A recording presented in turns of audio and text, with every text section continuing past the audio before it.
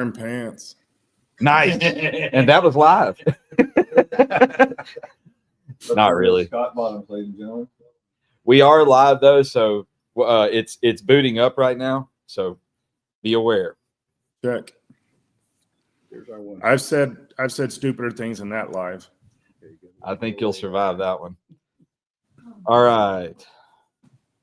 Now we are live. Thank everybody for joining us today. I'm Rob with Pursuit of Purpose, and I've got with me three amazing gentlemen. And I said gentlemen. I was wondering how you'd say that. Amazing is a little much, but okay. So joined with us remotely. Go ahead and introduce yourself for those of our audience who don't know you just yet. I am State Representative Scott Bottoms in Colorado.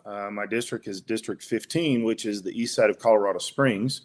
And I'm also a pastor. I've been a pastor since I was 20 years old. Very good. All right. So I see you're a doctor. What's your doctorate? I'm a doctor. My doctorate is in intercultural spiritual leadership. Say that 3 times fast. Wow. Right. That's some big stuff. I don't know what that means. You must be very, very intelligent. I have no idea what it means. Yeah. All right. And my co-host, of course, let him introduce himself. Yeah, everybody, Chuck. And last but certainly not least, to my right, between Chuck and I, we have Kevin Steele, 1813 anchor and reporter, 1813 News, former ABC affiliate news anchor, and I guess a 35-year news anchor. Wow, I feel old just talking about it. 35 years in news and television sports. Right on. That's impressive. It's impressive to survive the industry that long, from what I understand. Tell me. And so today, as all of you guys know, we are taking on a very challenging topic that no doubt touches a lot of our lives, and it's got a lot of charged feedback that come from the audience in different ways.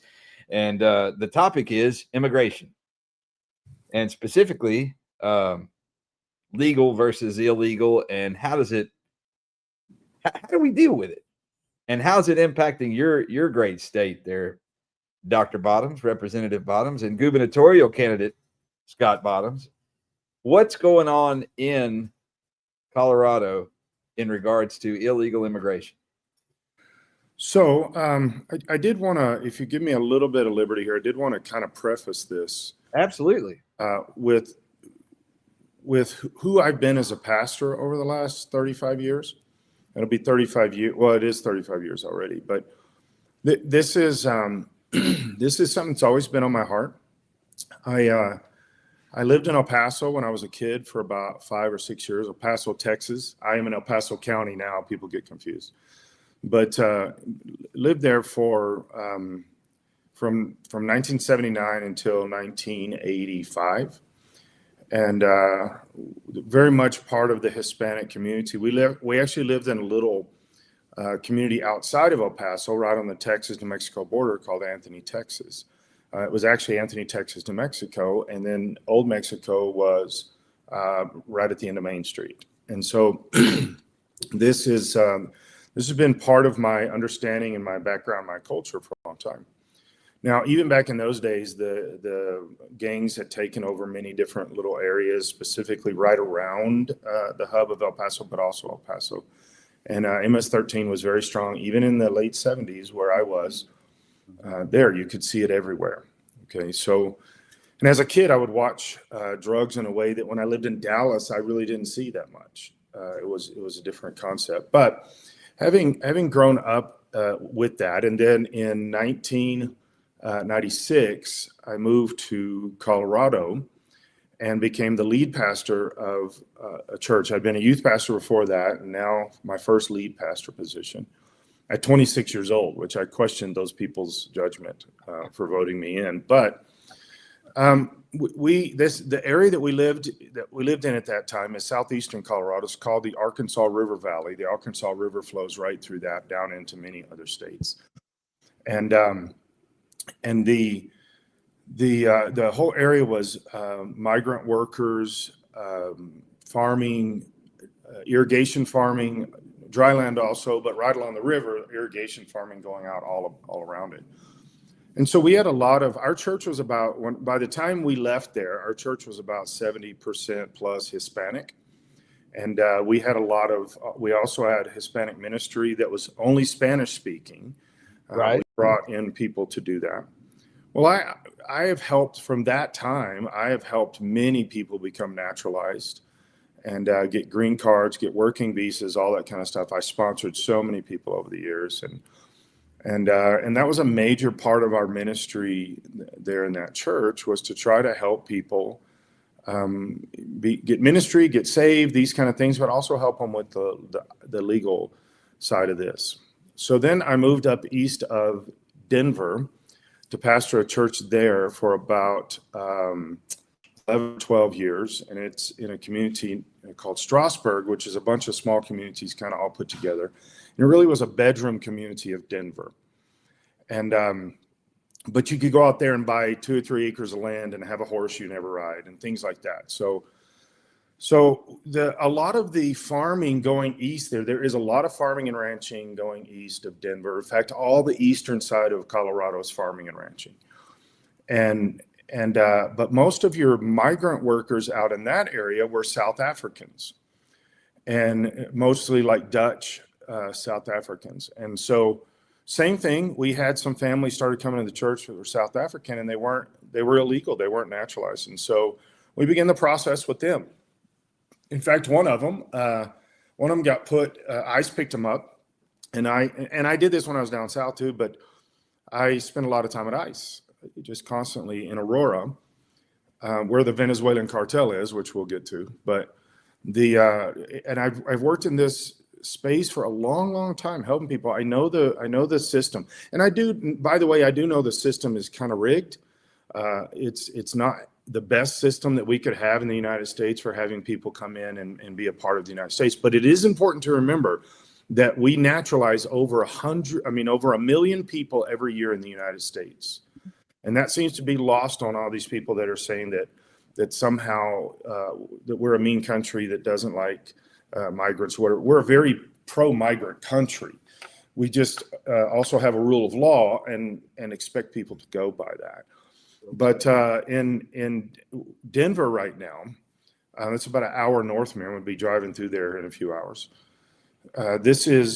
We have seen statistics now that ICE is producing, and also the State Department is producing, that is showing that that the number one destination city for illegal immigrants in the United States is not in California, it's not New York, it's Denver. And Really? yeah, I didn't know this until just a couple months ago, but Denver is one of the highest destination cities in the entire United States for illegals. And part of the reason is because we do so much to pander that and enable the legality, not the migrant. We're still a very diverse city with legal immigrants, but we pander much to the illegal side of this. And I can get into all of these details as we unpack this. But Denver is, in fact, Carolyn Levitt, the press secretary, anytime she brings up illegal immigration, she just did this a few days ago. She had a big thing about it. And Denver's always brought up because of we have the highest numbers that are taking from Medicaid, and we also pass amazingly high bills to fund illegal immigrants and illegal immigrant medical health and all this other kind of stuff. So you're a magnet city, or yeah, we are, and we're also a sanctuary state and a sanctuary city. Our governor, he wants to run for president. He was doing kind of okay in the polls for a while, but Gavin Newsom has left him, and now Buttigieg is apparently talking about jumping in, and he's pushing our governor down further. So now our governor has to do stuff, right? He has to be the president guy, and so he's acting like he's moving to the middle. He's always acted like that a little bit, but he's the most Marxist governor in the United States, in my opinion. But we are a sanctuary state. He keeps saying we're not. We are a sanctuary state because of our laws and because of policies that he continues to put forward. And the mayor of Denver just openly declared a few years ago, we are a sanctuary city. Aurora has declared they're a sanctuary city. We have a Venezuelan cartel in Aurora that has taken over a handful of blocks of Aurora.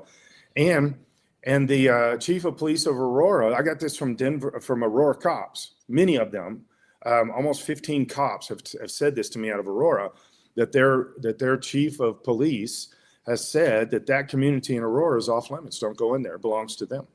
Wow. Although our Constitution says that one of the main 3 jobs of the governor of the state of Colorado is to protect the citizens of Colorado from foreign adversaries. Foreign. That doesn't mean you guys in Texas. That means Venezuelan cartel. And man, there's so much here to unpack, but I could explain a lot about that too. So, Wow. I'm really proud to hear your passion about that. Right. And I know that in recent times I've found myself studying this and learning about it. And man, I'll tell you what, Minnesota's right there with you in that struggle. Not as far as I know, that not the Venezuelans, but another form of immigrants have taken a big foothold there. Yeah.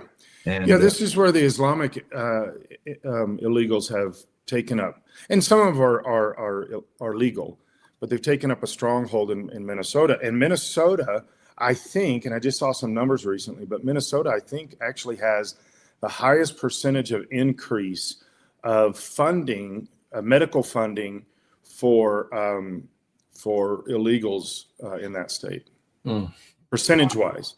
I think Colorado's about 45% increase every year for the last 5 years in this, and Minnesota is like 69-70%.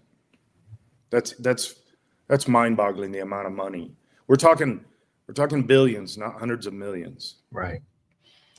that's astounding. It is. You know, Kevin has been in the news business for, like he said, 35 years. Not to harp on that too much, but I only say that to enhance his credibility with this type of thing, in that he's kind of been at the forefront, trying to, having to learn the stories so he can deliver the stories to his public. And I'm curious, you're not limited to just Southeast Texas. Our viewership now, we do digital news, websites and Facebook pages, and then you could think of it as Facebook news. And Dr. Bottom's comments there are very striking because they are very much in line with what we've seen over and over and over again. I spent about 10 years with Channel 4 in the Rio Grande Valley in the Harlingen area. And we worked out of Brownsville. We saw on a daily basis folks in Matamoros swim the river, go to school, swim the river, go back home. Wow. We've seen illegal immigration for decades, up close and personal. And it's actually a far worse problem today than it ever was before. And Dr. Bottom points up some, crucial vantage. He has a crucial vantage point here, and people of Colorado lucky to have him. People don't talk about the idea that we bring in 1 million legalized immigrants a year. Right. We're a very generous country. Mm-hmm. If you want to listen to the mainstream narrative, the mainstream media will tell you that we're an awful country. We're just the most horrible people. We're a bigoted country. And, the statistics will continue to bear out the idea that a lot of Americans, a Gallup poll found 45% of Americans thought conservatives were bigoted. Mm-hmm. Use the word bigoted, especially in the context of how we handle immigrants and minority groups. And so that's a problem, especially with moderates. I looked at it more as an electoral strategy than something that you do because you want to do. From just the electoral strategy vantage point, the conservatives in the United States have to have a compassion towards immigrants, while at the same time sticking very adamantly to the idea of the enforcement of laws that are on the books. Mm-hmm. We're good to immigrants by nature as a people. The American people have, I believe, have long been very, very kind to immigrants.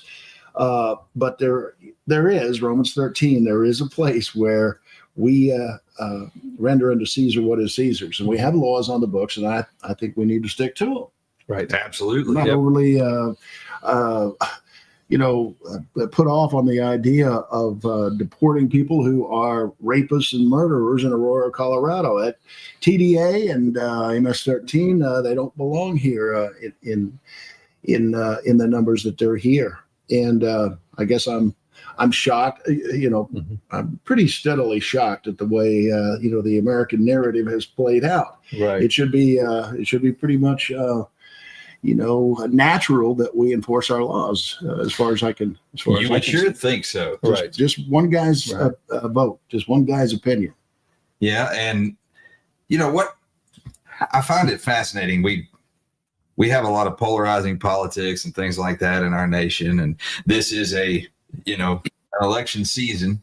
A lot of stuff going on, and this is a big issue right now, especially with the big push that our federal government's making to make our country safe. Mm-hmm. And they're sending ICE agents out, and then you have the liberal Democrats doxing ICE agents and doing things that are just abhorrent. Like these guys, these ICE agents, are being accused of all manners of evil. Mm-hmm. They're basically, calling them demons, and then they're calling for attacks on these men and their families that are just doing their jobs. Right. They're following orders, and I don't even know how to really put this into words, but it's embarrassing as a citizen. Yeah. To see my neighbors, because everybody in this country I consider to be my neighbors, but to see them treating their fellow man this way, it's absolutely embarrassing. Right.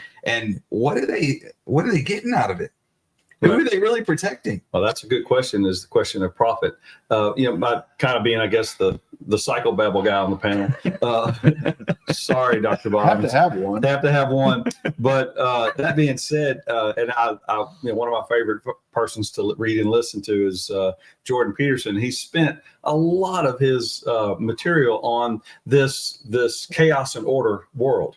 There's going to be chaos and there's going to be order, and order needs to be the dominant player, because chaos will exist, and that's just natural. I mean, naturally things do erode and decay, but these people, as you were referencing, Dr. Bottoms, that are from a political position, they are perpetuating chaos. They're perpetuating decay, and what is that mindset? But it only lends itself to those of us, and I think the four of us on the panel today for sure espouse this, to promote order. Because order is really the only way. Right. But I like your question, Rob. Who's profiting from the chaos? Yeah, it's a great question. I would submit to say, I know a lot of Hispanic Americans now in this country living legally or in the process of becoming a legal naturalized citizen, who are very concerned about the crime that they see. They are not among the group of people who are quite liberal and say that we must have this national suicide of empathy for the Hispanic Americans who are illegal immigrants coming into this country and may very well be a rapist or a child molester or a murderer. They and we saw it in Texas. In this most recent election, even in border counties, we saw a lot of Americans, Hispanic Americans, say no to the Democratic Party and some of that ideology. Now, above the question of whether it's the right or the wrong thing to do, I think the Republican Party does itself a tremendous amount of good by appearing, I say appearing, trying to reframe this message of whether the Republican Party is a conservative, compassionate group, or whether we are, out there just trying to beat up on the other guys. The electoral strategy I was referencing earlier, that is a simple matter of reframing the message, which is difficult to do with the more liberal national news media. But it has to be reframed. We've got to make the point that order battling lawlessness is the number one goal.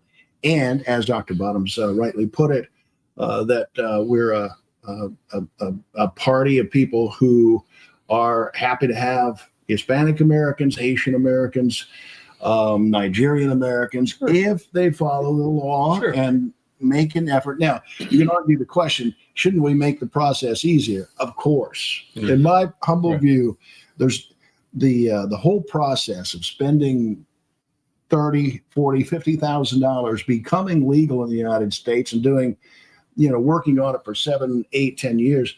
It's hideous. We've got to streamline that process. The IRS has never forgotten me. I'll tell you that much. Every single year they remember me and they want my tax money. That's right. So it's hard for me to believe that we can't identify and keep a record of all of our immigrant neighbors.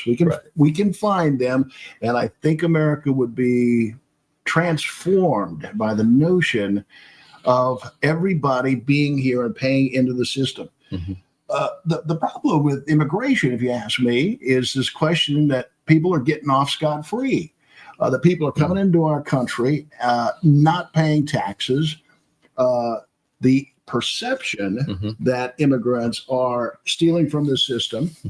Brooke Rollins, the Department of Agriculture Secretary, saying that she's found thousands and thousands of examples of fraudulent payments, Medicare, Medicaid, your disability, Social Security payments. These are fraudulent payments to illegal immigrants on the order of thousands and thousands, the way she framed it. So we're talking millions or billions of dollars.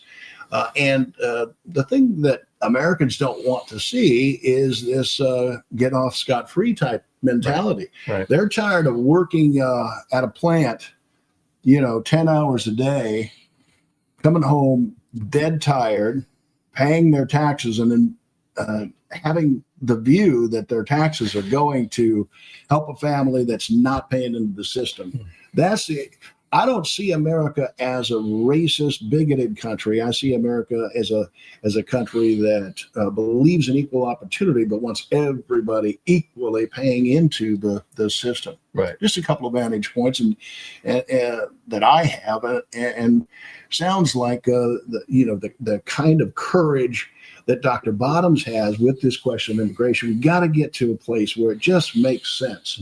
And even from the psychological vantage point, then you don't have the national unrest that we now have, because you then get to a place where Americans feel like, okay, look, I can calm down. I don't need to protest because I can see everybody's paying into the system. More and more, everybody's accounted for. And it just has, I think it's our only answer for calming this very tense situation we're in right now. So, Dr. Bottoms, are you seeing this in Colorado? Is there a groundswell of people like us? Oh yeah, the even looking at some of the changing the narrative, I do believe that's a thing that we've got to do, but I don't work as hard at that right now as I have actually in the past, and the reason is because there's so much that's happening in the state of Colorado. So, so let me use the Venezuelan cartel as one example of a much bigger picture. In fact, I'll unpack a few things here that you probably won't believe, but. So we have this Venezuelan cartel that came in and literally attacked, took over apartment complexes, killed, raped, maimed people. Some people are still in those apartments as kidnapped individuals, and this has been 2 years. Our governor said nothing to see here. Mayor of Denver, nothing to see. Mayor of Aurora, where the cartel is, nothing to see here. Then the DEA announced that the headquarters for all of the Venezuelan cartel in the United States is Aurora, Colorado. So now the governor and the mayors all had to go, oh, well, maybe there is something here. And by the way, our Attorney General Weiser, who is also running for governor on the Democrat side, he tried to sue President Trump because there was no cartel here, but Trump was saying that there was. All right. Here's some bigger picture stuff that goes along with that. Also we passed, this is just one bill, but we passed one bill last year that gave $500 million to illegal immigrants. And specifically, you can go read the bill. I can tell you the number if you're interested, because some people may think I'm making this up. In fact, I'll just tell you it was HB 1039, HB 25. That was this past spring, 1039, I think. Yeah, that sounds right. So it specifically says in the bill, not only $500 million to illegal immigrants, but to illegal immigrant transgender surgeries. Oh, okay. Now, why is that crucial to the conversation of illegal immigrant, not transgender surgery? Because that's the issue, is not actually transgender surgeries there. You guys have heard me talk about that. I can talk about that all day long, right? Yeah. But the reason is because there's no mass group of Puerto Ricans or El Salvadorians or Ecuadorians or anything rushing to America. There's no guys from Saudi Arabia, Iraq, Iran rushing to America to have transgender surgeries. Yeah. So why would they put that much money? This is just in our state. Okay. It's because now this is where you're going to have to hold on for a second and let me explain this out. The Democrat leftist Marxist leadership in the state of Colorado, the Democrat House, Senate, and the governor's office want to prop up illegal immigration and want to prop up illegal immigrant crime. And they want to prop up, and we know this is where the dollars are going, they want to prop up the Venezuelan cartel in Aurora. Now you would say, well, why would they want to do that? Everybody, there's no winners there if you do that, but there is winners because of what you said earlier. Who's getting the ROI on this? Right. Where is this coming to? Okay, so let me broaden this out just a little bit. We had the Venezuelan cartel, which is also the Venezuelan government. They're the same thing in Venezuela. This is why Trump has been fighting so much with Venezuela, because the cartel and the government are the same thing.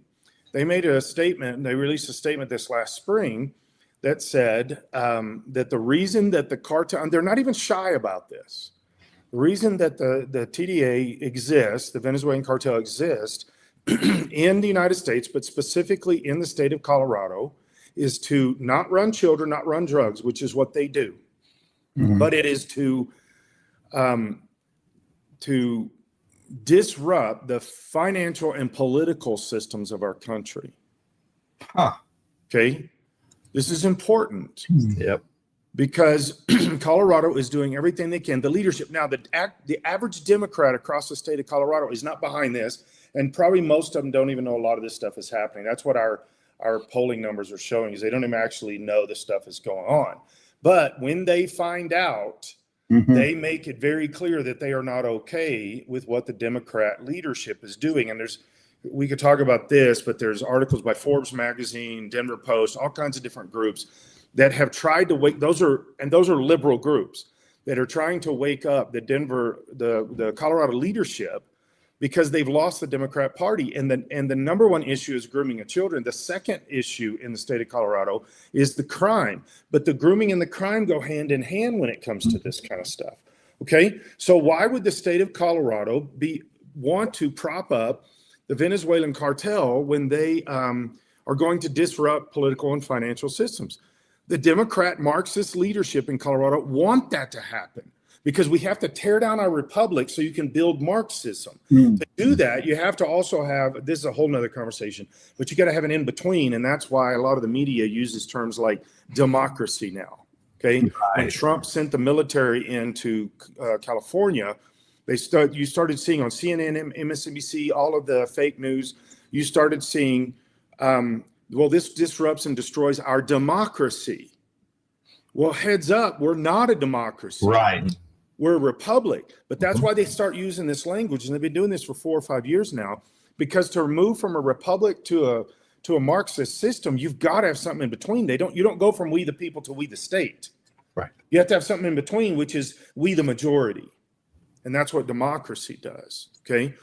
At the same time, in southern Colorado, coming across the southern part of Colorado, out of Utah, but it originated in Mexico.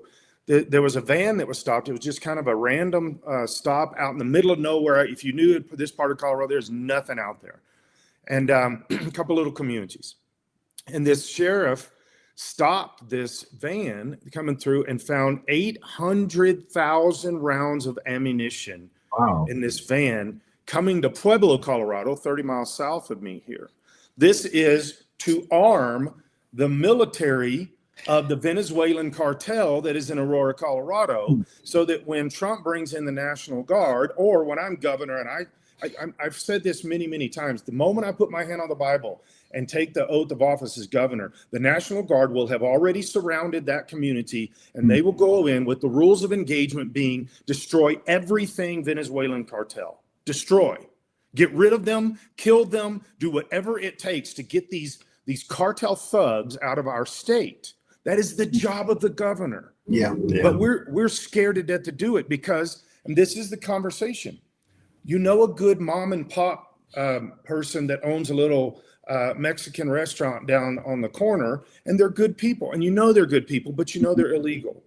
And so the conversation focuses around that rather than the fact that Venezuela literally unloaded all of their prisons, put them on buses, drove them to the southern border, and released them into the United States. And many of them have come to Colorado. There are 45 to 50,000 Venezuelan cartel in Colorado, and that exists even across most of the rural areas. Why? Because this is a disruption military. This is a disruption group. This is a murdering group. This is a raping group. And they are here to do those things to disrupt our politics and to disrupt our financial systems. And most people can't wrap their minds around that because it seems too big. Yeah. But it's true. It's true. We know that this is true. And somewhere, we, the people, better stand up and take our state and our country back. Our health system is being destroyed. We just in Colorado, we had over 8,000 people go to one of our hospitals, Denver Health. It's a indigent hospital in downtown Denver that has been helping the poor for years, and we give it millions of dollars every year.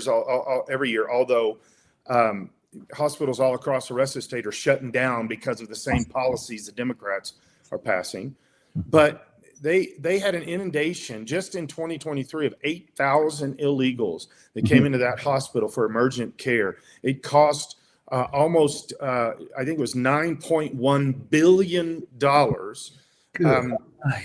in the process. Now, let me say that differently. $9.1 billion is nationwide. In Colorado, just at this, because of that one hospital, is $10 million that it costs.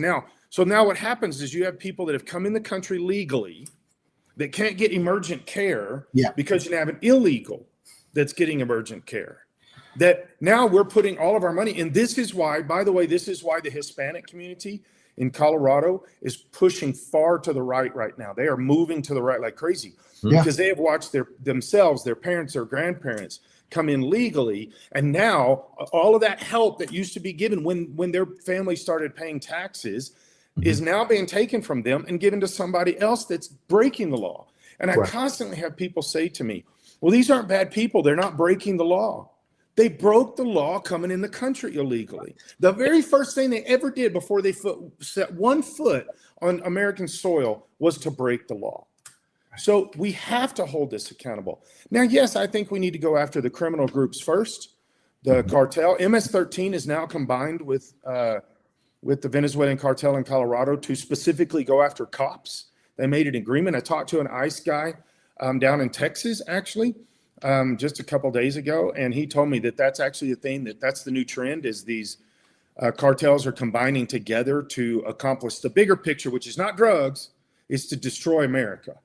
Because they know if they can tear down America, that they can control major parts of the world if they can tear down America. America is the stopgap for all of this stuff. Can I say amen? He's a pastor, so Right, yeah. I'd like to say amen to that. Yeah. I guess I can do that. And He's thank right you. on. He is. And thank you, Scott, for not just those numbers of the statistics, but the dollar amounts, and then the intended outcomes, which is to weaken our country, which makes it ripe for this consumption of power. But one of the things you mentioned about this swing and vote, I didn't, and I'm talking to people who are much more versed than you three than I am. But if I recall, just in our last presidential election, President Trump won counties in Texas that haven't been won in decades, including where your former home county and down in El Paso. And I believe I'm right when I say that. That's right. County. And that vote came. Yes, thank you. And that vote came from the exact people that you're talking about. It's encouraging to hear people are waking up. And thank you for being a truth bearer, and carrying that banner that people can read and then ask questions. And then once they get that confirmation, they're making lifelong decisions that they probably won't change. That's a big deal. What he's talking about there is essentially a crime migration. It's not just a migration of humanity, it's a crime migration. Remember, the reason immigrants are coming to America in large part is because of the fact that there was such unrest, there was such crime. The cartels had such power. It was a violent world in El Salvador. It's a violent world in Nicaragua and Guatemala, and that's why they immigrated to America to escape that. And as Dr. Bottoms rightly points out, we're just importing that into some of our communities, and thank goodness somebody's looking out for the Aurora, Colorados, and the Pueblo, Colorados, and the Colorado Springs, Colorados, because it doesn't seem as if the former administration did that. Right. They didn't give the America First concept much leeway. Now, what he's talking about there, if I heard him correctly, sounds a lot like how President Reagan, from a geopolitical vantage point, toppled Russia. We spend them out of existence, at least in the state that they're in. The Marxists, as he pointed out, are far more sinister than we give them credit for.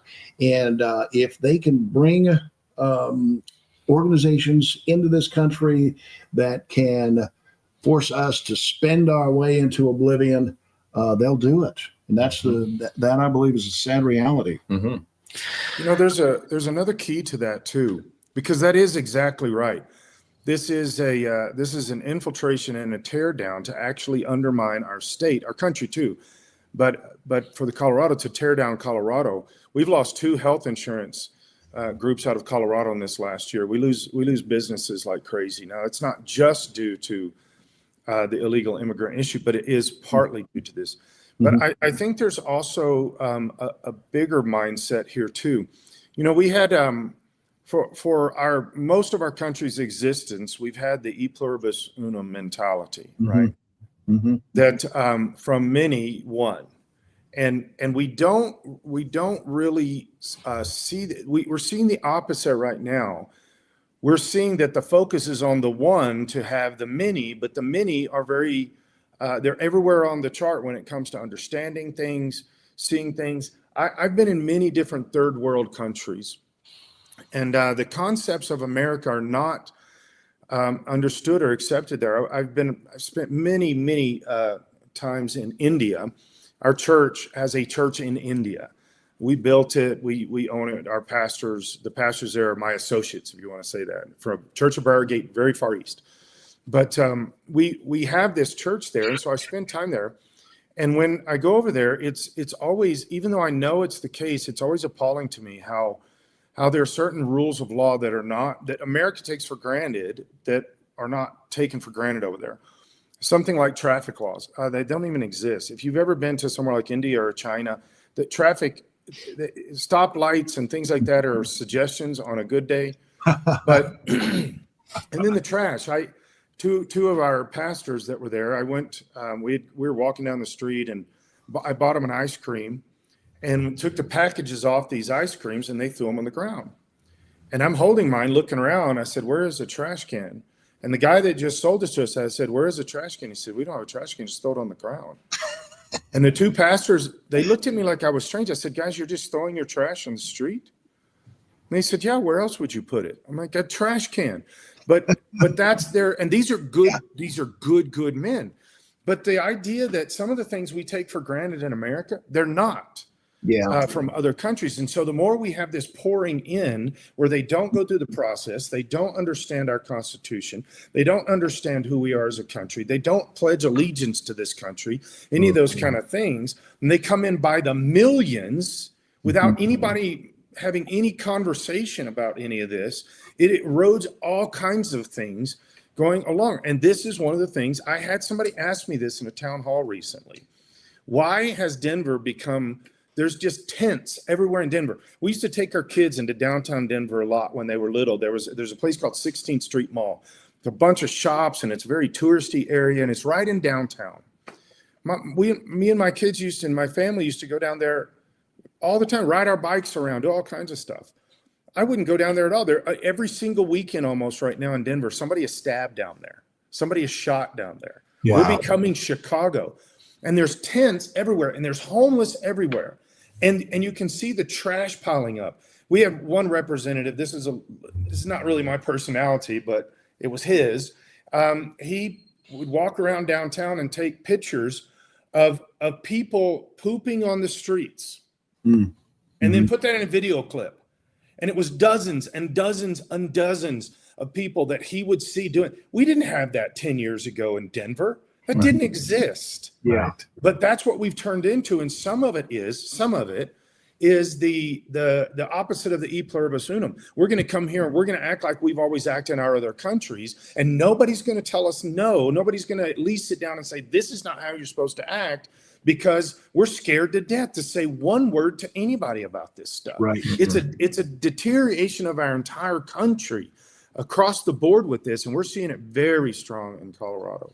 You know, it's a fascinating thing. We've got a guest on TikTok that's given a couple of comments, and one of them is this needs to be addressed in the school system, because we're indoctrinating our kids to not realize the value of, and I'm kind of interpreting what he's saying, but the value of closed borders, the value of border security.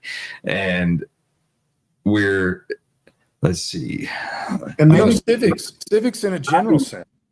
He said, this is, it's actually Jared Meehan. He's a friend of the show. He's a friend of mine.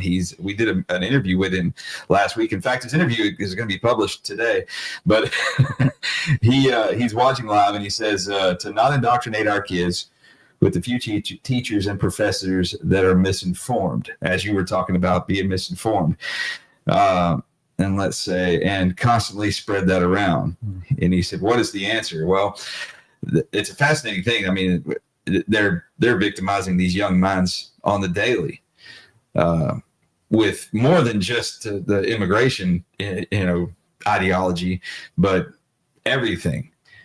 And like, that's a huge issue to unpack. And I know you've got to travel, Dr. Bottoms, but do you have anything to say to that? Yeah. So now you guys in Texas, you're a little bit better about this. Okay. Although you have to realize a lot of things, but go ahead. Yes, that's true. I grew up in Texas. I understand that. I was taught your hybrid. I was taught Texas history so strong. And then, oh, by the way, there's the country's history too. But taught Texas history very strongly. The country of Texas, right? The country of Texas. But here's what we're suffering with in Colorado is we don't teach civics in Colorado. There is no, you ask the average senior graduating from high school, they don't know what the three branches of government are. They have no idea how it works. They don't know how anything, I get emails constantly in Colorado. I get emails from people saying, Senator Bottoms, can you talk to President Trump? I'm like, I'm not a federal senator. I'm not a senator of the United States. Yeah. Congressman Bottoms, I'm not a congressman. I am a state representative, but people in Colorado don't know this because they haven't been taught this. We don't teach basic legitimate history in Colorado. We got the 1619 project and all this filth that's being taught as indoctrination, but you're not being taught something simple like hey, what was World War II about? And what did Hitler do? And what were the extermination camps? You're not taught that in Colorado because we in June 1 of this year, look this up. It did not make national media. It barely made Colorado media. There was a group of Jews in Boulder, Colorado on June 1. They were out there standing there with some signs talking about October 7th. They weren't violent. They weren't doing anything. They were just standing on a street corner.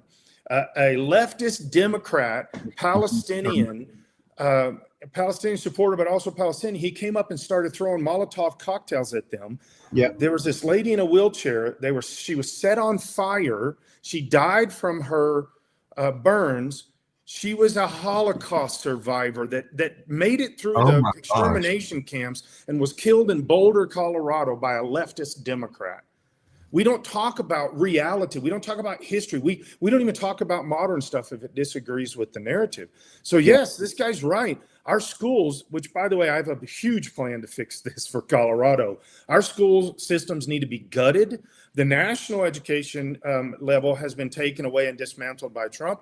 I'm going to do the same thing in the state of Colorado. We've got to tear this stuff down and start over. We're not teaching our kids anymore. We're grooming them. We're teaching CRT, we're teaching them all kinds of DEI stuff, but we will not teach them who the country is, what our founding fathers did, the amazing godliness of our founding fathers. We're not teaching that stuff. And so you got a generation that's growing up now thinking that anytime you say no to anybody, whether it be an illegal immigrant, a transgender that says they're biologically different, we don't say no to anybody. And so therefore, everybody's living a lie, and it's the lie of their own creation, believing something. By the way, that's what the Bible says too. In the last days, they will believe a lie. They know it's a lie, but they're believing it. And so now all of a sudden, Colorado, the rest of the country, we're mean, big, bad guys to immigrants. And we're not. We're just not. So I've got a couple of things here. We've got one participant in the audience on TikTok that says to tell you that he has something to say. So I'm assuming that after I say that, he's going to say it, whatever it is. Hopefully it's clean enough that I can say it on air. We welcome comments. We always do. But keep it's it nice when they're respectful. nice. Yeah. Nice when they're nice. We appreciate the involvement of our audience on all our social media platforms. So we had somebody on there talking about Hitler and Mein Kampf, but bless their hearts. So I totally lost my train of thought. I was hoping that this, let me see. If you want, I'll jump in for a minute because what he's talking about are Christian values that have historically been a fait accompli. I mean, these are the American values that we had for decades, a couple centuries, and they're being eroded just on a daily basis. And nobody's teaching these things. So we're becoming a nation that's believing in a fantasy, and that's why I go back with that suicidal empathy. We're taught this empathy for our fellow man, which sounds great and is great if it were only that. Mm-hmm. But that empathy for certain special interest groups, or in this case, let's say immigrants, that empathy must come with a rational understanding of what lawlessness is, mm-hmm. and whether we become a nation that will acquiesce to the idea that lawlessness is okay. And I'm personally astounded we are where we are in America today, but we have to work with it as it is. Well, empathy and tolerance are two completely different things. Yeah. I mean, I empathize with hurting people all the time. I empathize with people who are living in those countries who do want a better way for their families. I do empathize with that. And that's why we do have a system, a government system, who has spent decades developing this way of entry because of that empathy. Like, okay, you want a better way, but to first to ignore and pervert that system, there's your first problem. And the second thing, to come in as Dr. Bottoms is talking about, and to try to transform it back to where it was that you left. Mm-hmm. In what world does that make sense? Unless there is an underlying sinister plan. Yeah. And that is to erode and then to eventually take over, which it seems. And at the grassroots level, Americans can rise up and say this is bunk, and we just won't accept it Right. anymore. Right. If Americans want to do that, but as he's well framed, the socioeconomic ramifications of this education system that continues to Right. teach us a fantasy. That's very, very hard to overcome It is. in the long range. But we must, tackle the idea of doing it. Well, there's two ways people learn, and that's experience or exposure. And hopefully platforms like this, and I know Dr. Bottoms is in a campaign right now to expose. And then when necessary, and I appreciate your geographic references, go to downtown Denver, go to that park, go to those shops. You can see now you can go experience it. Mhm. Now you don't have to wait for me to tell you, Right. and Well said. unfortunately, Yeah. I'll give you another thing to, for all the people that are saying, hey, this is horrible, we're being mean to people or whatever. Okay, well then do this. Drive your car to downtown Denver, open the doors, leave the doors open, and walk around, take a walk, and see what happens. See if I'm right. See if these are all just great people coming in, or if they're not. Or let's do the same thing with your home. Come into your house, open the door at night, leave all your doors open, leave your lights on, and put a sign out in your yard that says illegal immigrants welcome here. If you really believe that our laws and what we're trying to say is wrong and that we're the mean guys, well, then back it up with action, not just words. Do it. Open your doors at night, leave them open. right. Make sure that the illegal immigrants in your community know that your house is a place where they can come to, and they don't have to go through a locked door, just like they did with the gates on the southern border. They were just thrown open and let in. If that is our policy, if that's our country's policy, then open your front door and your back door to prove it's a good policy. So you don't need SNAP if you just have enough people that leave their door open. Right. You know? Word will get out. We'll get around. Excellent example. I do have to take off, guys. I'm sorry about this. Yeah, no, we appreciate you being on here with us today, and we're going to continue on. Is there any words that you'd like to leave the audience with as you depart? ScottBottoms.com is my website. And if we really will pray for our country, love our neighbor like we're actually supposed to, which is not just enabling, Right. and then get involved in the things around you, get involved in the politics, get involved in the conversations. Guys, we can win our country back, and we will in Colorado. You watch, 1 year from today, you watch, we're going to reclaim Colorado. Well said, Dr. Yep. Bottoms. Thank you very Yes. much for being a part of the show. Have a great day. Be Thanks, safe. guys. Yes. Thank you, Scott. Always We'll a pleasure. talk soon. Man, he All right. is so right on with so Yes. many of those concepts. Right. Sounds like he's really got Colorado in mind, and the people of Colorado. I continue to believe there's a bedrock group of people in Texas, in Colorado, all across the country, even New York State. You wouldn't believe upper New York State, some of those counties up there, how many conservatives there are Right. who really understand that. That we're being sold a bill of goods, that the ideology coming out of the radical left right now is bunk, but they don't have the power to overcome it because of an entrenched political system that tells them they're wrong. Right. So I want to address something on here. We have a guest, and his handle on TikTok is I am literal ghost. LOL. That's his handle. So he's had a bunch of comments, and I was reading them while Dr. Bottoms was talking, and they're relatively easy to address, but we're going to address them because I believe that if anyone is willing to put forth the energy to join our show and put on some comments, I think it's justified that we talk about them and talk to them. Even though So- they're ignorant, from what I can read, some of them are quite ignorant from what I can see so far. I'm going to address this one in particular, and it says he made some references that the discussion we were having was copying Hitler, which is beyond ridiculous. But then you said, Mr. Ghost or Mrs. Ghost, whatever you go by, these are white Christian values. And I'm going to go ahead and say something crazy that, I don't know, maybe you'll get it, maybe you won't. But to be a Christian is to be someone who desires or works to be like Christ. Mm-hmm. And as such, I know that the Jesus that I want to be like, he wasn't white.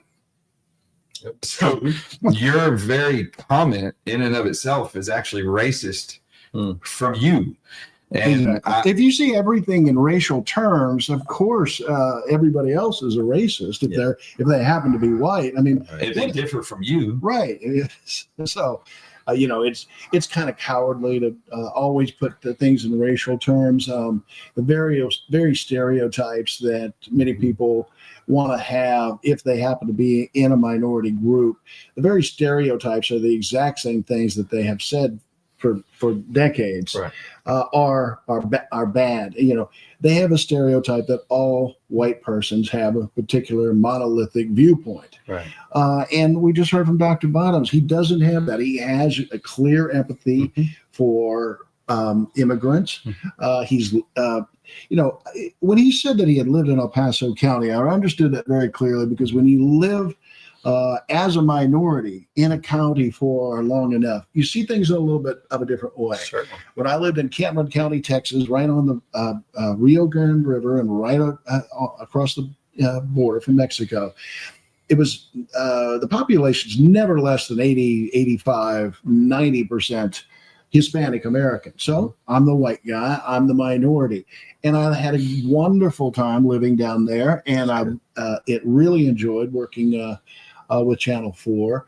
All of my Hispanic American friends were great to me, and we had a working dialogue. And this is back in the 90s, so it's a ways back. I don't know if moods and the sentiment has changed down there, but there was a sense of working with one another, that not everything was placed in racial terms. I just think it's, I'm sorry, cowardly to look at everything in racial terms and find a bigot under every bush, behind every bush.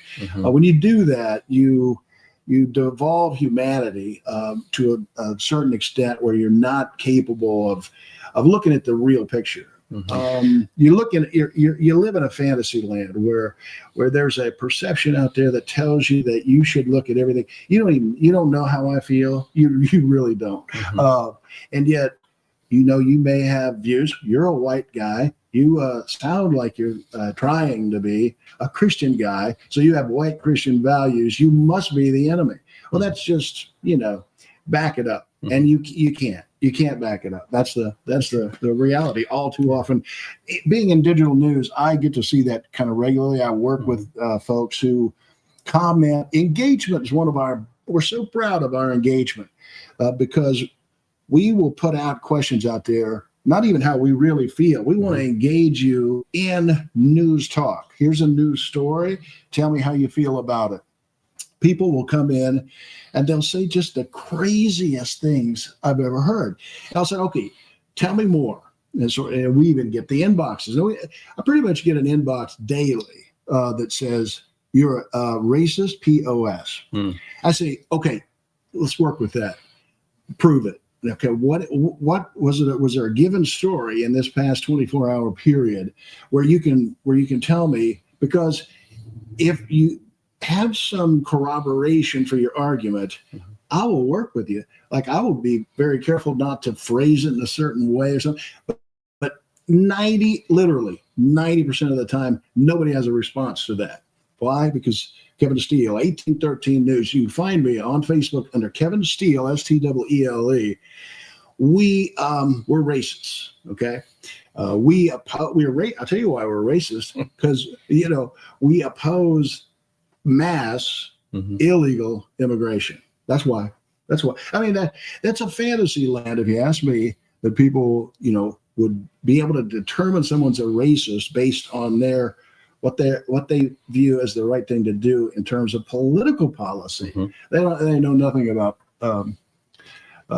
me personally. They just say, you're a racist POS. Hey, we're getting comfortable with it. Watch out when America gets comfortable with the idea that they're a racist if they happen to be a white guy. Watch out for that. Because what I'll tell you what happens at that.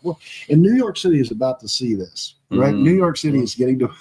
New York City is going to the 94% chance that Zoran Mamdani is going to win the mayoral race, and he's going to extol Marxist policy all across the great city of 10, 12 million people. There's already a mass exodus from the city. The city is $200 billion in debt. I don't mean to take too much time, but no, you keep going. I'm getting on a thing here. We're in the midst of a season that this matters. I mean, this Right is now. Race extraordinarily important. Well, no, this you're Perceptions talking matter. everything, Yeah. immigration. This is all tied together. Yeah. And New York City is at the forefront, at the heart of experiencing and about to experience even more. It's going to be a tremendous laboratory because we are going to see in just a few short years. I'll bet you in 2 years, you take a city that's $200 billion in debt as we speak. We're going to see it way more in debt. And frankly, I believe New York City will go bankrupt because the policies that Mamdani has put forth so far are such that there will be a mass taxation. There will be a legalization of prostitution. There will be a defunding of policing as we know it currently, and that defunding of the law enforcement agencies will result naturally, I think, probably even at a psychological level. Although I defer to the pros for that. But at some level, Americans are going to say, we understand that we can get away with crime. And so what would you naturally expect? Yeah. Well, your idea, if you happen to be a critic of mine, I'll put it like that, is that your idea is that it's good to allow these things. We have to come up with new ideas because New York City has an affordability problem. Well, okay, great. New ideas. But how about new ideas that work? Because legalizing prostitution and defunding the police. So you're telling me New York City never has a crime problem? I mean, it's kind of hard for me to believe. Right. I kind of find you ridiculous if you say I kind of find you ridiculous. So tell me more. Send your comments in. So I find something fascinating we've got going on here, just to talk to our TikTok audience and everybody else out there. We've got a couple of people who are obviously extraordinarily infatuated with race. Yeah. They are so hyper focused on it that they're having their little sidebar conversation, a couple of the audience members, about whether you're Italian or not Italian, what race you are, talking about your eyebrows. You know, it's funny to me. I find this so fascinating What's wrong with my eyebrows? it happens to, well, I work really hard on these eyebrows. it happens to me on my personal social media, on my Facebook page, that when someone has no real argument, but they hate you, they attack you personally. Isn't because that that's all they have left. Yeah, yeah. There's no real argument. There's no meat. There's no substance. Like I say, we get those the inbox messages. You know, I'll say, and quite sincerely, I'll say, listen, tell me what it is that makes you say that I'm a racist. Because It's your eyebrows. I don't care what you say. These eyebrows, baby. This is the moneymaker right here. Okay, it has long been such. Well, I challenge the ghost, and I challenge whoever the ghost may be talking to. Oh, we've got Azula on here too. Grow beyond your genetics, seriously, because you're limiting your learning. Sure. Azula just asked, do we take guests to speak? In fact, we always invite people if they have if they have the wherewithal. If you want to join us, you're more than welcome. I personally was a huge fan of Charlie Kirk, still am. Love his format, and we will continue the conversation. If you want to come on live, we'll do it right now. Come on. You've seen the vice president even do that. I don't recently. Yes. I don't have any objection to that whatsoever. Oh, are you threatening now? So Ghost is talking about the Charlie Kirk getting shot in the neck, and he's saying stuff as though he enjoyed that. It's kind of par for the course. I mean, the average radical leftist or Marxist, they really have no logical answers. It's more of a confrontation, you know, and we get it. We're not. I mean, I'm not intimidated anymore by the questions. I mean, I've had so many comments. Hey, we're waiting for you. You'll never see it coming. No, man. And if that's how I would go out, it would be okay. Sure. With me. Sure. But we know you don't mean it. But you don't mean the things that you say you honestly believe in either. Right. You really believe every. Let me put it this way: do you really believe that every Black American is racist? Because you're telling us that every white American is racist. Right. I mean, come on. There's no way. That's not a sound, There's no logical argument. That's So right. Bring something right now. Bring something that makes some sense, and then we'll talk about There it. you go. But gentlemen, I'm going to step away, let y'all finish the broadcast today. Thank you. Good to Kevin. see you. Yeah, you too, We man. appreciate it. Excellent points. Appreciate And it. Rob and Dr. Bottoms, even though he's gone, we appreciate him too. He was But great. yeah. So hey, enjoy the momentum. Enjoy the momentum. Thank you, Chuck. Yeah. Come on with it. So if you would like to join us live, if you know how to do the live request, I would be glad to bring you in. So I'm looking at you right now, and I don't see you requesting to join, but you're welcome to. He's probably a coward. Is probably the reason he's not joining. He probably would be too frightened. I'm resisting assigning a pronoun because I don't know. Like I don't want to offend anyone or even be called more, derogatory terms. Right? Sure. I don't want to hurt feelings. Well, and quite literally, I want to put it this way. I'm putting out some provocative points there, but really, these important questions in America must be broached in a sound, logical, rational way, because this whole reactionary sort of crazy town talk. When I look at Chicago and I see the National Guard moving into Chicago and trying to restore a sense of order in the city. And then I see people doxing and literally following ICE agents to their homes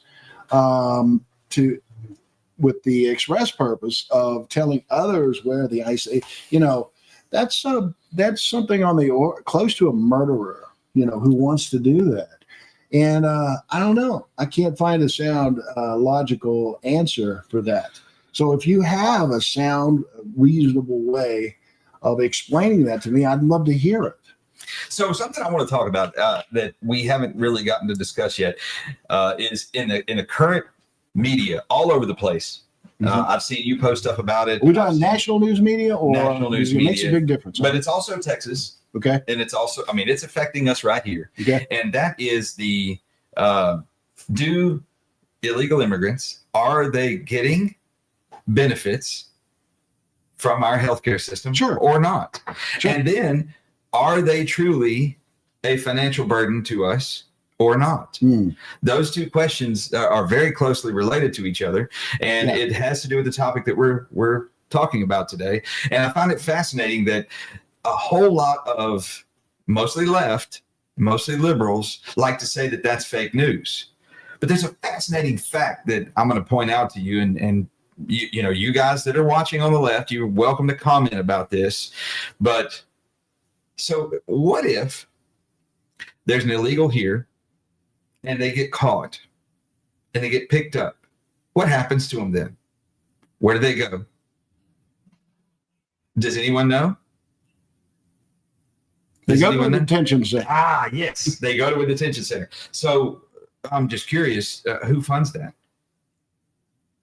The taxpayers do. Some of these people on here do. They just don't know it. And then to make things even more interesting, if they're in that detention center, how are they treated? Have you ever checked into that? They're so sad and pitiful. They've already broken our laws. They've come here illegally. They've disrespected our country and decided not to assimilate. So once they're in that detention center, how are they treated? Well, I would wager that if you found out, they're treated pretty darn well. They've got air conditioning, warm or cool, whichever the case is needed. They've got entertainment. They can watch television. They're fed well. They have a laundry service. Basically, they're Yeah. They're treated, a lot better than our homeless veterans. Yeah, well, it's a great question that you put out there. And while others are commenting, let me put forward some ideas here. To the point of treatment, I haven't seen any stories lately about treatment. I know at the detention center in Cameron County out by the coast, it was pretty good treatment. I've also seen stories about the treatment at some of the newest facilities, being Alligator Alcatraz, where there's been questions about treatment. Now, I'm one who believes that, okay, while in detention, our immigrants need to be, or illegal immigrants need to be treated humanely. I don't know that they need to have lavish circumstances. I think they should be treated humanely, and that they have every right to have, been given, kind of a fair shake, so to speak.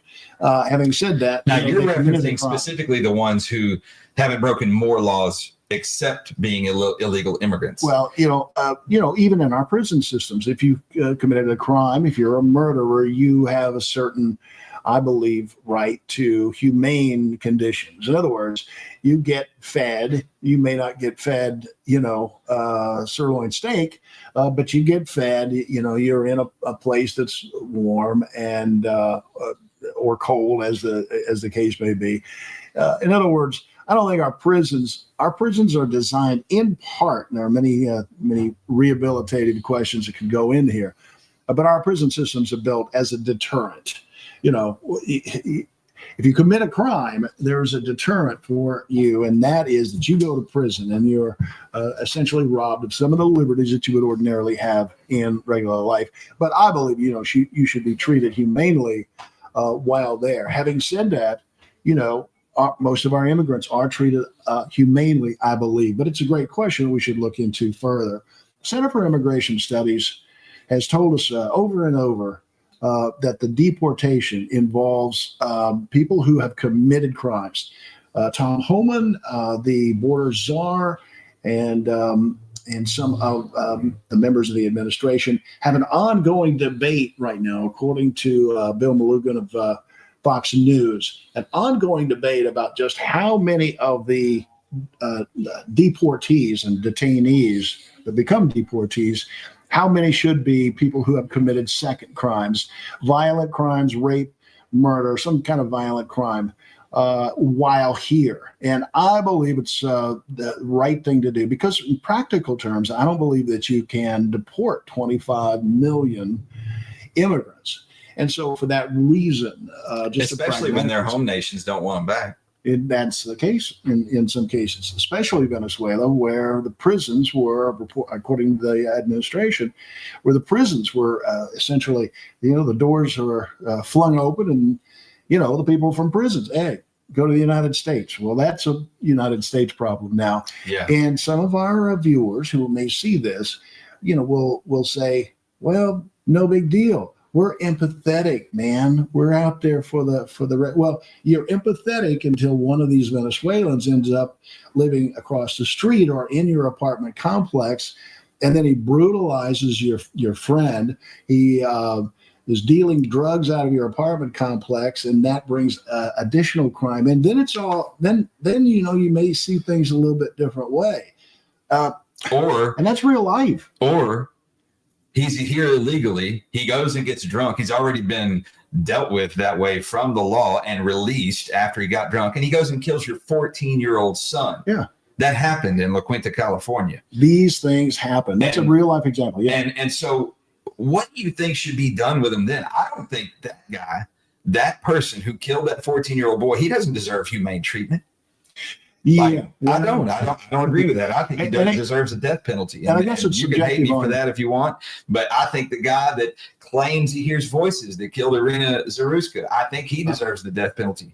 I think that those people should get a fast lane pass to be unalived. Have you ever seen an execution? It's very big. I witnessed an execution in Huntsville a couple of years back, and I couldn't believe how easy it was to go into his next life. It literally was a matter of what appeared to be a yawn, and he went to sleep. that was the lethal injection that took out a man who murdered a firefighter in Port Arthur, Texas, and he was executed, and it was like he took a nap forever, right? So we would be better off as a society without people that commit murder like that. The most horrific stabbing I've ever really witnessed. What a cowardly stabbing! To stab a woman in the neck who probably weighs all of 100 pounds from behind. And then just walk off, and the whole train car full of people watched her die. Walk away. And so I've got an interesting comment here, a couple of them. Number one, I want to bring up Cody. This guy named Cody is on here making comments, and I know Cody. He is actually a Marine veteran. He's a good guy, stand-up guy. He's a father, and he's a true American patriot. And he says the illegal immigrants are treated better than our own veterans, and I think he has pretty decent firsthand knowledge of that, and I don't disagree with him. Right. And then we've got another person on here, Laney, that agrees with Cody and that they have more rights. Thank you guys for participating in the discussion. And then old Ghost over here, he's still talking, and he says that I said that I think that the person who killed like Irina Zaruska or that 14-year-old boy in California, I think they deserve the death penalty. And he says what they all say about, well, you call yourself a Christian? What about forgiveness? Well, I'll tell you what, Ghost, if you want to forgive him for killing your neighbors, why don't you go house him? Why don't you go rehabilitate him? Because I'm going to tell you this. I don't want to breathe the same air as that person. And maybe that gives me the fault of being flawed as a human. Maybe that makes me a failed Christian, but I can accept that. I don't think it makes you a failed Christian. I think there's a vast misunderstanding of what God's law says. I mean, there's a tremendous, fantasy out there that we have to. Well, and again, if you really believe that, then you take in the killer of Irina, or you allow him to live across the street from you and your family, and then it'll be or even if you can put yourself in that mental mind state.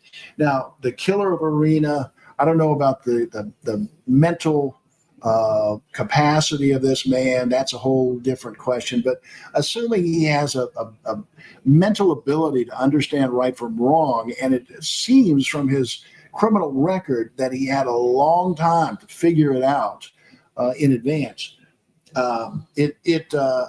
It's really sad to see that a guy like that was allowed to be on the street 14 times before he killed Irina. 14 times he had broken more laws than just being here illegally. And here's the sick thing about that case. Irina decided to become an American and did it the right way. Mm-hmm. She was assimilating to be a loyal, America-loving patriot. Mm-hmm. She loved our nation enough to respect its laws, come here correctly, do it the right way, and she was killed by a monster for it. So Laney, which I don't disagree with her, but I mean, I don't want to make myself the executioner. Laney says sometimes justice lays in our hands, and that is true. Alex Dye, thank you for your comment. Alex says, good morning from California. Good morning. Thank you for joining us. Good morning. And yeah, I agree with you, Ghost. It does sound like you've got some entitlement issues. I don't know exactly what other issues you may have, but it does sound like you may have some entitlement ones.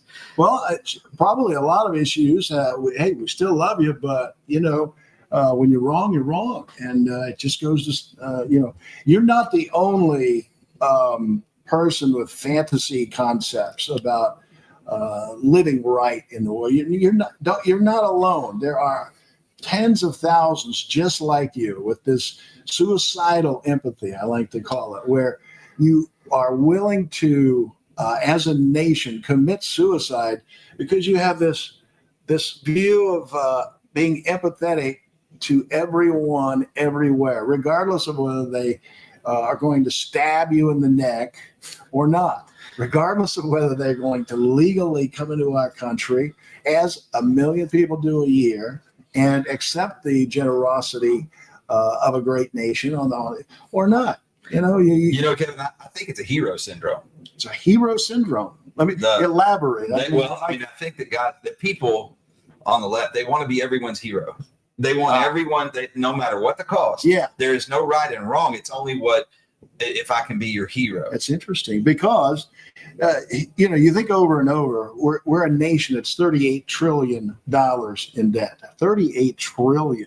I mean, it's not sustainable. I mean, with the concepts that some of the radical left puts into our country, you would think we are the richest country on earth and that is a sustainable wealth that we're going to have forever. And it's just not the case. One of these days, with a debt that's 38 trillion and the interest payments annually growing at such an exponential rate, at some point it all goes parabolic and your nation comes to a grinding collapse.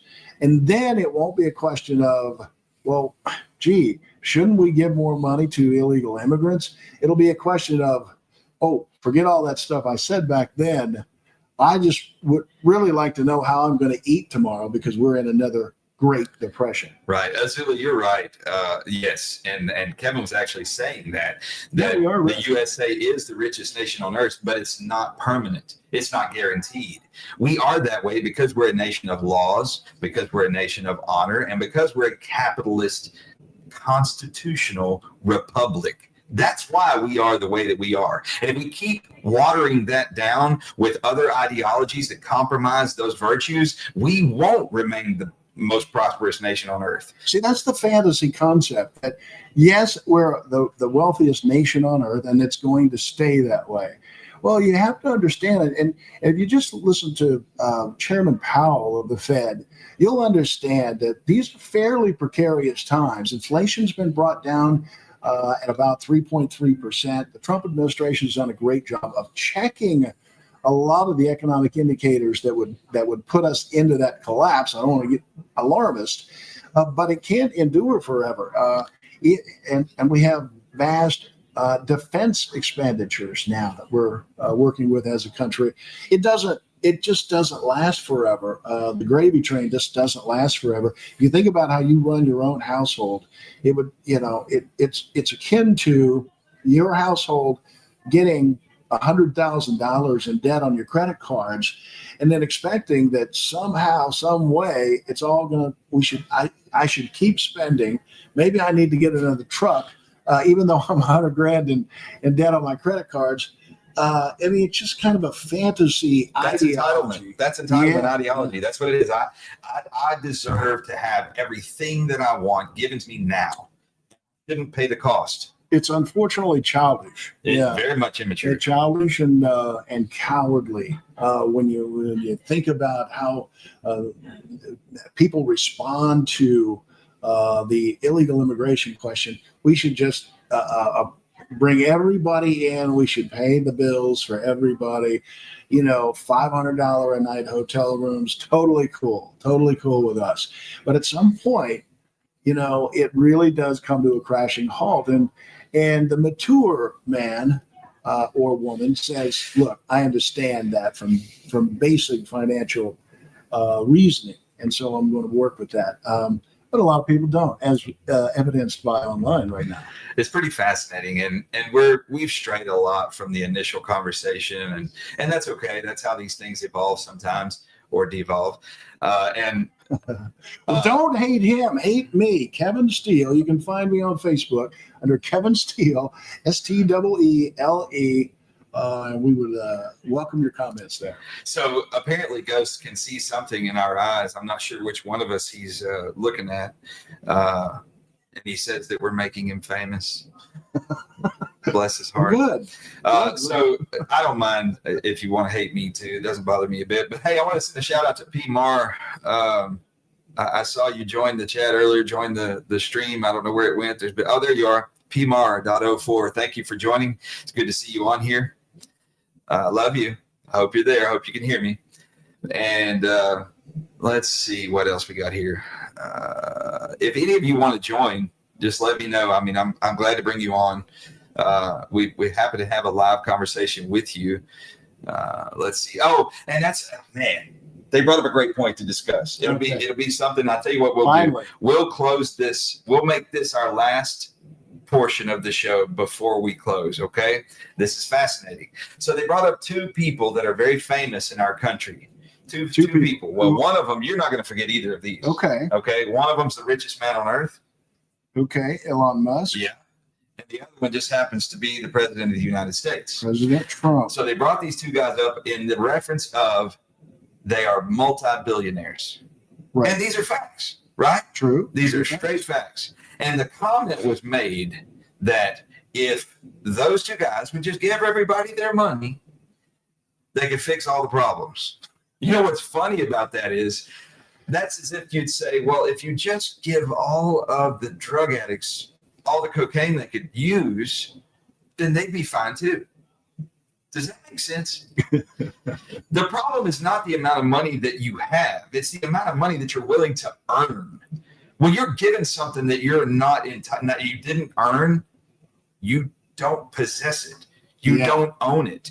You don't use it properly. You're not a good steward of it. So if you took all the money that exists in this earth and divided equally among every person that exists, you wouldn't solve anything. All you would do is first you devalue all the money. It wouldn't be worth anything anymore. And then the second thing that you would do is all the people that had it to begin with, they'd have it again in a very short period of time because they know how to earn it. Mm-hmm. They know how to manage it. And they know how to grow it. There's a lot to that. It would be interesting to hear how Dr. Bottoms would reference this because people don't realize what a trillion is. 38 trillion in debt. They don't really know the math. Man, y'all need to school up a little bit. Go back to math class and learn what a trillion is. If Doge's cuts are as successful as Elon Musk wanted them to be, then all the cuts that Elon Musk put together so far will do 700 million in savings to possibly a trillion. So that would be an annual savings of maybe a trillion, half trillion per year. And that is assuming no new expenditures for the United States in those years. Elon Musk is a billionaire 400 times over, I think it is. He's a $400 billion man, which is a lot of money, and it goes nowhere when you're looking at an overall debt of 38 trillion. Right. So Cody says basic economics means, hey, you have more money, give it to me without. So I don't have to work for it. Yeah, right. I actually think that's the opposite. I mean, Cody, I know you're joking, but yeah, that's the absolute opposite of the law of economics.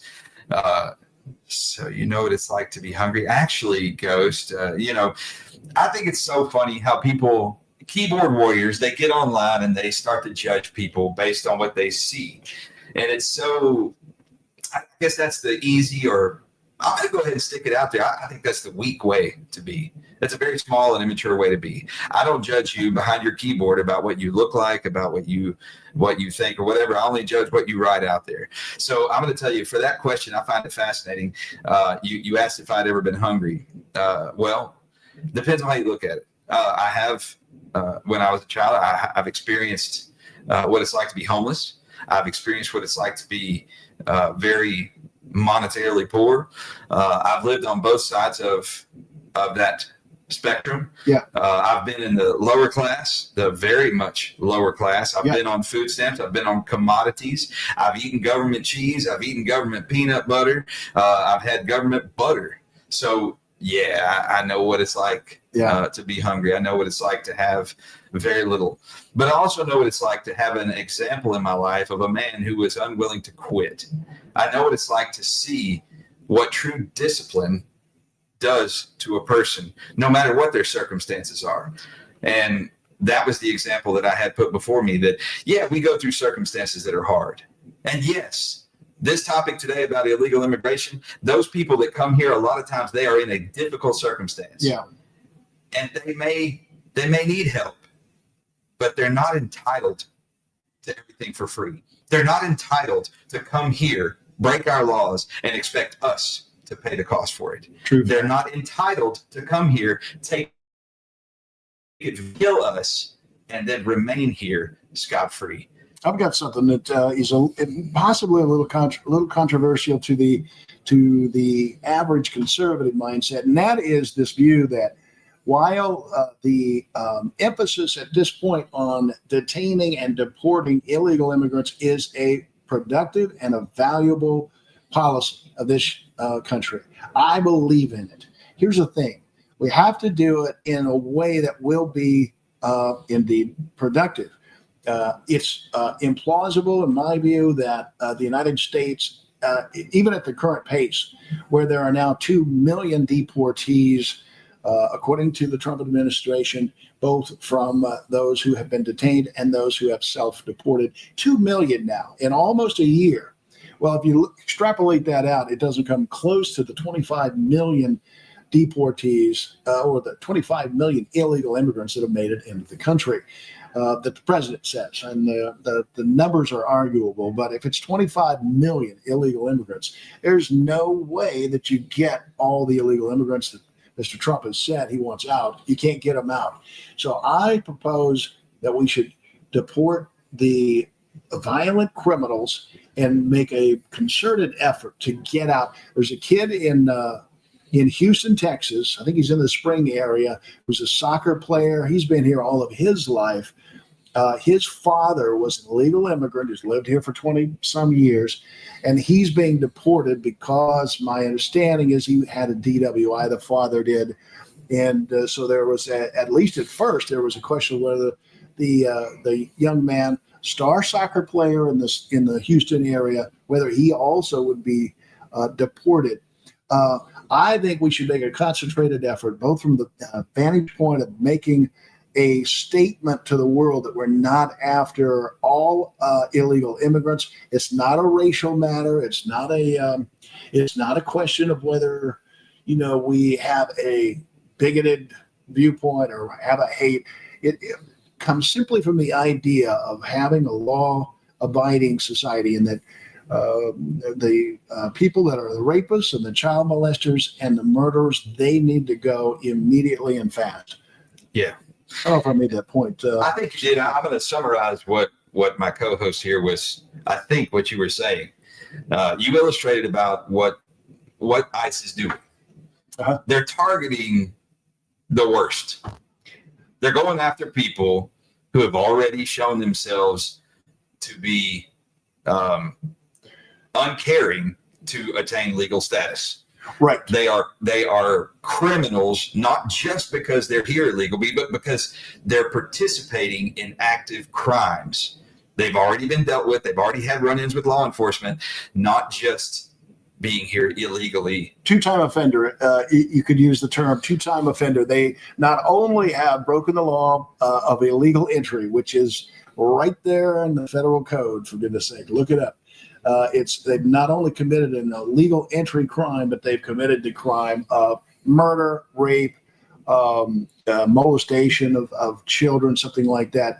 The administration, Tom Homan, says, if we can believe them, that 70% of the detainees so far, all of these 5 major cities where the National Guard has been employed and where ICE is, the 5 major cities, 70%, but I think these numbers are extrapolated across the country. 70% of the detainees in the United States at this point, about 10 months, 11 months into the administration, 10 months into the administration, 70% have been what I'm referring to as two-time offenders. In other words, they've committed some kind of a crime in the United States. I think that's a good percentage. I wish it was a 90% percentage.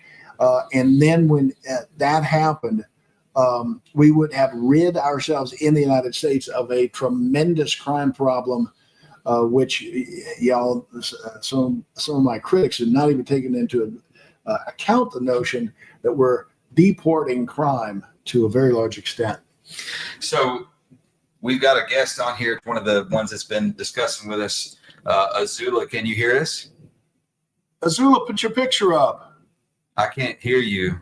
I have you on. I have your volume turned up, but I can't hear you. Are you there, Azula? Uh-oh, technical difficulties. Well, I don't know what Is to Zula do. really there? So I have your icon up on the screen, but I don't know how to help you if you can't bring the sound up. Show you to be active and on. So, well, Azula, you don't. I think she's, She left. Or she's he left us. But I'm- it was valiant of her Yeah, I mean, she at least to come put on, it out there. Don't know what happened, but come back next time. And I do have it enabled. According to Ghost, he says, or she, whatever Ghost is, I don't have it enabled, but I do. I went into the settings and made sure. No, I didn't have her muted at all. I looked at the mic, pulled it up just to be certain. But anyway, keep commenting. We welcome you to do it. We've had a great show. Thank you for the spirited discussion. We're going to go ahead and close it out there. We've been on here now for an hour and a half. It's been a lot of fun, and we will be back here next Tuesday at 10 o'clock. I'll be putting out an announcement before then. Typically, this is the 10 o'clock Tuesday show. It's called What Are We Doing series. We sprinkle in a lot of charged topics. We'd love to hear from you. We'd love to hear from you. We're definitely not running from Azula. We'd love to talk to her. I don't know how to help her. But anyway, you guys have a great day. It was good to talk with you. I'm Rob. I'm Kevin. And we will talk soon. Thank you. Take care.